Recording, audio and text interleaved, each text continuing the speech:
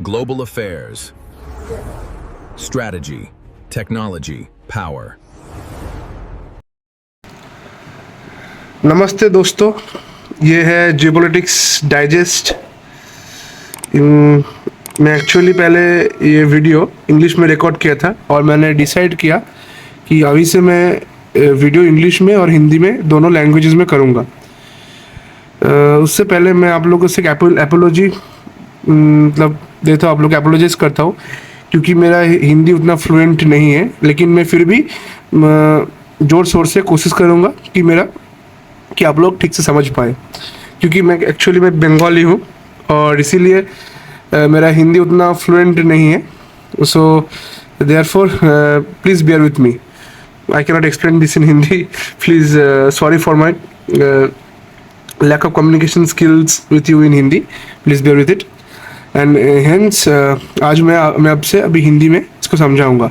अगर जो बंगालीज सुन रहे हैं इस वीडियो को, अगर वो भी मुझे रिक्वेस्ट करे तो मैं बंगाली में भी स्टार्ट करूंगा वीडियो समझाने के लिए। चलिए शुरू करते हैं। ये एक विश्व का मैप है, एक आउटलाइन मैप है, लेकिन मैंने मेजर कॉन्टिनेंट्स को जेल पेन से मार्क किया हुआ है आप लोग को अच्छे से समझाने के लिए। देखिए, पहले नॉर्थ अमेरिका से स्टार्ट करते हैं।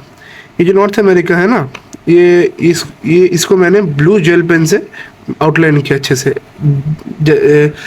जो कि आपको मतलब समझ में है अच्छे से। ये है टिल द इस्थिमास ऑफ पनामा। उसके बाद ये जो साउथ अमेरिका है, इसको मैंने ब्लैक से किया है। एंड देन अगर आप नीचे जाए तो आपको ये अंटार्कटिका दिखेगा। अंटार्कटिका मैंने फिर से ब्लू से किया है। एंड देन उसके बाद हम जाते हैं Africa. This is Africa and इसको हम ब्लैक से किए हैं। एंड इसको हम अलग से, ये भी अफ्रीकन कॉन्टिनेंट में पड़ता है, इसको मैडागास्कर बोलते हैं। एंड इधर अगर आएंगे तो यहाँ पे ऑस्ट्रेलिया दिखेगा आपको, ये ऑस्ट्रेलिया है। एंड ऊपर जाएंगे तो ये एशिया है, एशिया सबसे बड़ा महादेश बोलते हैं एशिया को।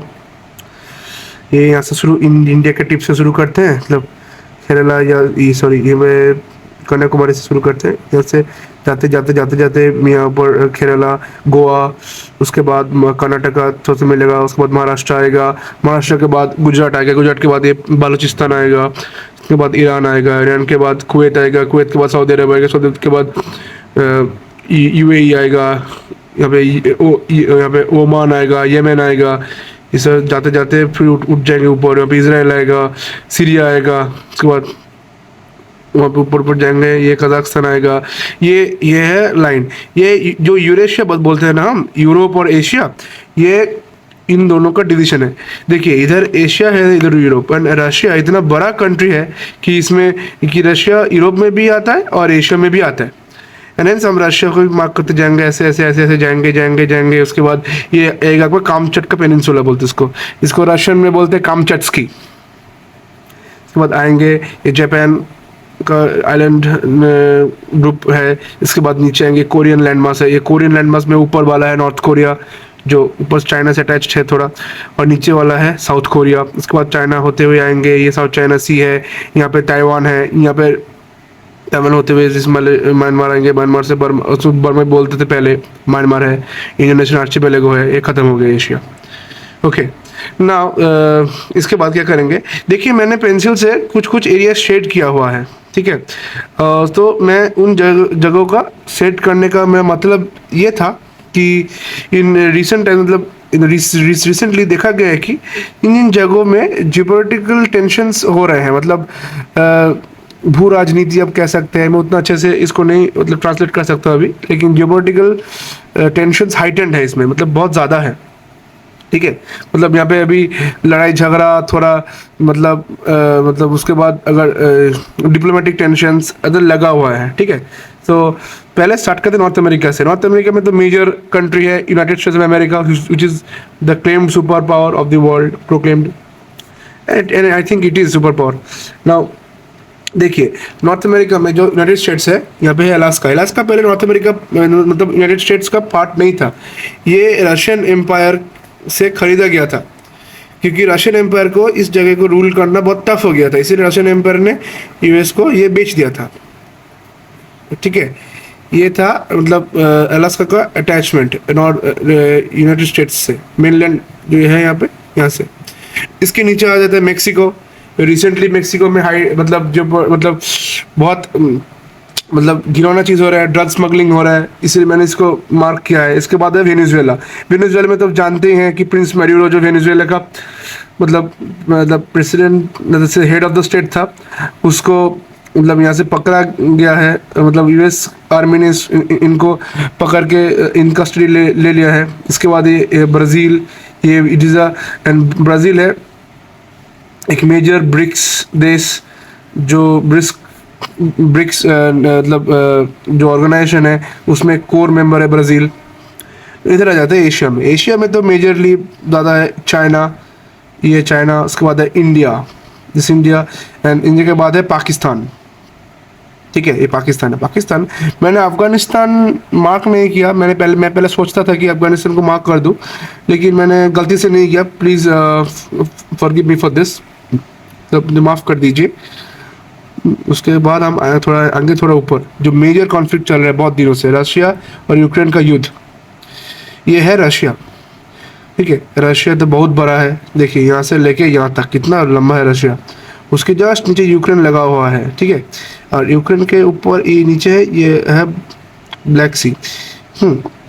और ये यूक्रेन है, और यूक्रेन और रशिया है। ठीक है, ये कुछ कंट्रीज मैंने आपको समझा दिया है, और मुझे लगा कि इसको आप लोग को बोलने से आप मतलब इसको इंटरेस्टिंगली लेंगे और इंटरेस्टिंगली वीडियो को समझेंगे। और ये मैं सोचता हूँ कि थोड़ा ज्योग्राफी का भी नॉलेज रहना चाहिए, क्योंकि जियोपॉलिटिक्स जो शब्द है ना, उसका मतलब मीनिंग है कि मतलब पॉलिटिक्स, ज्योग्राफी और हिस्ट्री। क्योंकि देखिए, जो पॉलिटिक्स मतलब जो राजनीति रहता है, और भूगोल मतलब जो ज्योग्राफी एंड हिस्ट्री मतलब इतिहास। देखिए, भू राजनीतिक इतिहास ऐसे आप उसको बोल सकते हैं, मैं ऐसे बना दिया, मुझे नहीं जानता एक्चुअल हिंदी क्या है इसका। सॉरी, मैंने एक जगह मिस ही कर दिया। ये जो ग्रीनलैंड है, ये ग्रीनलैंड को मैंने अंदर से ब्लू और बाहर से ब्लैक जेल पेन से किया है। इसे क्यों? क्योंकि देखिए, ये जो ग्रीनलैंड है ना, ये जियोग्राफिकली मतलब अगर भूगोल के रेस्पेक्ट से आप देखें तो ये नॉर्थ अमेरिकन जो टेक्टोनिक प्लेट है ना अर्थ का, वहाँ पे नॉर्थ अमेरिकन टेक्टोनिक प्लेट का ये पार्ट है। लेकिन अगर आप राजनीतिक तौर से इसको विचार करें तो ये मतलब डेनमार्क का पार्ट, मतलब डेनिस जो किंगडम है, किंग है डेनिस जो राजा है वहाँ के, वो यहाँ रूल करते हैं। ठीक है, इसीलिए ये थोड़ा हल्का डिबेटेड चीज़ है। मतलब नॉर्थ अमेरिकन बोलते हैं ये अमेरिका ही है, ये डेनमार्क नहीं है, मतलब यूरोप का पार्ट नहीं है। लेकिन डेनमार्क बोलते हैं नहीं, ये यूरोप के पार्ट है। रिसेंट आप देखे होंगे कि प्रेसिडेंट ट्रम्प ने बोला है हमको मिलिट्री टेक ओवर करना चाहिए मतलब ग्रीनलैंड के ऊपर, और मैं सोचता हूँ वो कैसे बचकाना बातें था।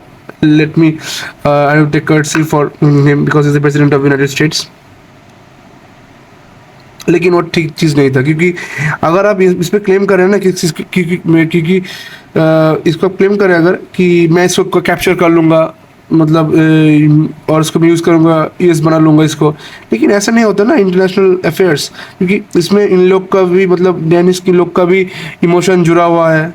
ऐसे मतलब ऐसे ही होता है जियोपॉलिटिक्स। अगर आप इसको कैप्चर कर लेंगे तो आप लोग का फ्रेंड सर्कल टूट जाएगा, मतलब जियोपॉलिटिकल फ्रेंड सर्कल टूट जाएगा। और डेनमार्क तो नेटो का भी पार्ट है, और आप नेटो में रह के कैसे दूसरे देश का जगह हड़प ले सकते हैं ना, यही बात हुआ। तो यहाँ तक था ये वर्ल्ड मैप ना। इसके बाद हम थोड़ा इम्पोर्टेंट जो ऑर्गेनाइजेशंस है वर्ल्ड में उसके मतलब उसको लेके थोड़ा बात करेंगे। चलिए शुरू करते हैं। पहले थोड़ा यूनिवर्सल जो ऑर्गेनाइजेशन है, बॉडीज, बड़ा बड़ा बॉडीज जो world war second world war के बाद बना, द्वितीय विश्व युद्ध के बाद बना, उसमें है यूएनओ, यूनाइटेड नेशंस ऑर्गेनाइजेशंस, उसके बाद IMF, वर्ल्ड बैंक, ऐसे ही। तो उसमें कुछ मतलब एलिट क्लब्स, इकोनॉमिकल क्लब्स भी कुछ है, मतलब बहुत इंपॉर्टेंट इकोनॉमिकल डेवलपमेंट करते हैं। उसमें भी कुछ सेक्शंस हैं, जैसे कि G7 है, जो पहले G8 था रशिया यूक्रेन कॉन्फ्लिक्ट के पहले, उसके बाद रशिया को निकाल दिया गया G8 से और G7 बना दिया गया। एंड G20 भी है, ठीक है, जिसमें 19 देश और यूरोपियन यूनियन मिलकर बनाते हैं। एंड इम्पोर्टेंट मिलिट्री अलायंसेस भी है, जैसे कि NATO, SCO, quad, now regional blocks जैसे कि ईयू, आसियान, सार्क हैं, और रिसोर्स में ओपेक हैं जो पेट्रोलियम सेलिंग कंट्रीज हैं, उसको लेके बनाते हैं ये। यूनाइटेड नेशंस में 193 मेंबर कंट्रीज हैं, जो पूरा मतलब लगभग पूरे विश्व को मतलब ले लेते हैं इनमें, मतलब आ जाता है लगभग पूरा विश्व। उसमें मेजरली अफ्रीका का है, 54 कंट्रीज है अफ्रीका का,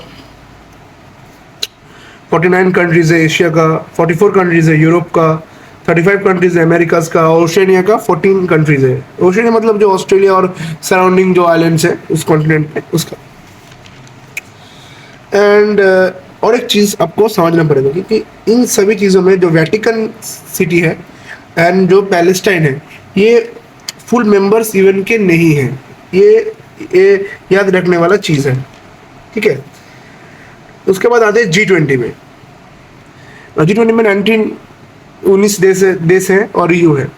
यू मतलब यूरोपियन यूनियन, और 19 देश मतलब India, Russia, UK, US, China, Brazil, South Africa, Argentina, Australia, Canada, France, Germany, Italy, Japan, Mexico, Indonesia, Turkey, Saudi Arabia. तो उसके बाद आते हैं G7 में। G7 में कौन कौन है? UK, US, Canada, France, Germany, Italy, Japan. देखिए मैं पहले आपको बोल दिया था कि पहले G8 था, रशिया भी इंक्लूडेड था। उसके बाद रशिया का जो कॉन्फ्लिक्ट हुआ यूक्रेन के साथ, उससे भी एक अलग वीडियो मैंने बनाया है, आपको बहुत इंटरेस्टिंग लगेगा मुझे लगता है। सो इसमें रशिया भी था, ये मुझे और एक बार रिपीट कर दे मैंने आपको कि याद रहे। यहाँ पे यू भी पार्टिसिपेट करता है लेकिन G7 में, बट एक ऑफिशियल मेंबर की तरह नहीं, उसको इन्विटेशन मिलता है इसलिए पार्टिसिपेट करता है। इसके आते जो सैन्य संस्था है जैसे कि नेटो। नेटो का फुल फॉर्म है नॉर्थ अटलांटिक ट्रीटी ऑर्गेनाइजेशन, ठीक है। ये नेटो शीत युद्ध के दौरान, कोल्ड वॉर के दौरान ये बनाया गया था। जो यूएसएसआर है, सोवियत रशिया, उसको मतलब उसका एक्सपेंशन रोकने के लिए, उसका इन्फ्लुएंस रोकने के लिए और उसको नेगेटिवली इफेक्ट करने के लिए ये चीज़ बनाया गया था। तो उसमें 31 कंट्रीज है नेटो में, ठीक है। अगर आप चाहते हैं तो मैं सारा कंट्रीज़ का नाम बता सकता हूँ, लेकिन मुझे लगता नहीं कि ये बहुत इफेक्टिव होगा कि सारा कंट्रीज़ का नाम मतलब बताऊँ। लेकिन फिर भी मैंने इंग्लिश वाला जो वीडियो है, जो इंग्लिश में बनाया था मैंने, वहाँ पे सारा कंट्रीज़ का नाम मैंने दे दिया है ऑलरेडी, ठीक है। अगर आपको प्रॉब्लम हो तो आप वहाँ से देख सकते हैं। हाँ, जो मैं कह रहा था, अगर आपको प्रॉब्लम हो तो वहाँ से देख सकते हैं, ठीक है। और उसके बाद संघाई कोऑपरेशन ऑर्गेनाइजेशन जो चाइना का है, उसमें मेंबर्स है China, Russia, India, Pakistan, Kazakhstan, Uzbekistan, Tajikistan, Kyrgyzstan और ईरान। उसके बाद आते हैं IMF मतलब इंटरनेशनल मॉनेटरी फंड, जो ऑलमोस्ट ऑल सारे यूएन मेंबर्स को लेके बना है, जो 190 कंट्रीज है नॉर्थ कोरिया को छोड़कर, ठीक है जी। कंट्रीज लाइक नॉर्थ कोरिया को, नॉर्थ कोरिया से जो देशों को छोड़कर। और वर्ल्ड बैंक में तो 189 कंट्रीज हैं, जैसे कि IMF की तरह उसका मेंबरशिप है। और सबसे इम्पोर्टेंट WTO, जिसको कहते हैं वर्ल्ड ट्रेड ऑर्गेनाइजेशन, और इसमें 164 मेंबर कंट्रीज है। एंड ये 98% पूरा विश्व का जो ट्रेड होता है, द बिजनेस व्यवसाय होता है, उसको कंट्रोल करते हैं, ठीक है। उसके बाद कुछ इंपॉर्टेंट मतलब यूनियंस भी हैं, जैसे कि यूरोपीय यूनियन, उसमें 27 कंट्री, 27 कंट्रीज हैं। अफ्रीकन यूनियन, उसमें 55 कंट्रीज हैं।